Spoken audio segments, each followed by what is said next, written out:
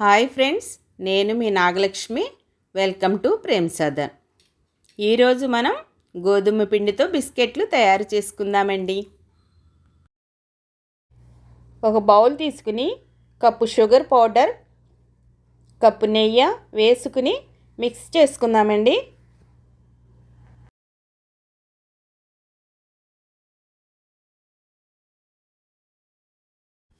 ఇలా బాగా కలుపుకున్న తర్వాత కప్పు గోధుమ పిండి,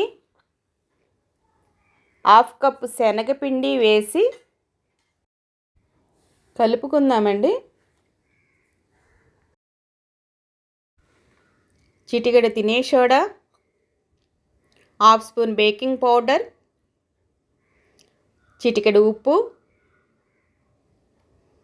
స్పూన్ బొంబాయి రవ్వ,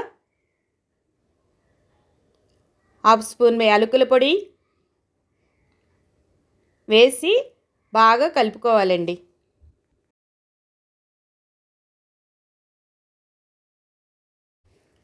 ఇలా ముద్దలాగా కలుపుకోవాలండి.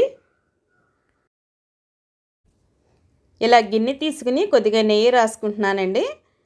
ఇప్పుడు వరకు వాడిన నెయ్యి అంతా మా ఇంట్లో తయారు చేసుకున్న నెయ్యేనండి.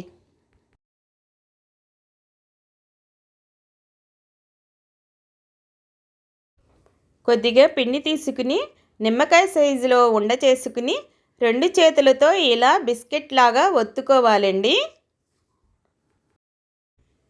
చేసుకున్న బిస్కెట్ పైన జీడిపప్పు పెట్టి ఇలా నెయ్యి రాసిన గిన్నెలో పెట్టుకోవాలండి.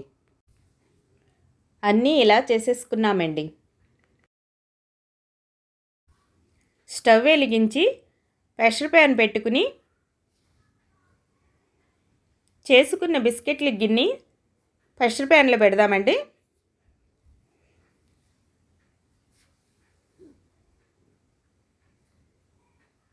మూతకి గ్యాస్ కట్ లేకుండా మూత పెట్టుకోవాలండి.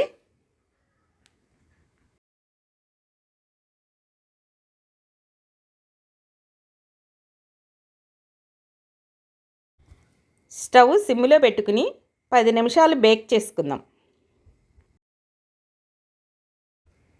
10 నిమిషాలు అయిపోయిందండి, చూద్దాం.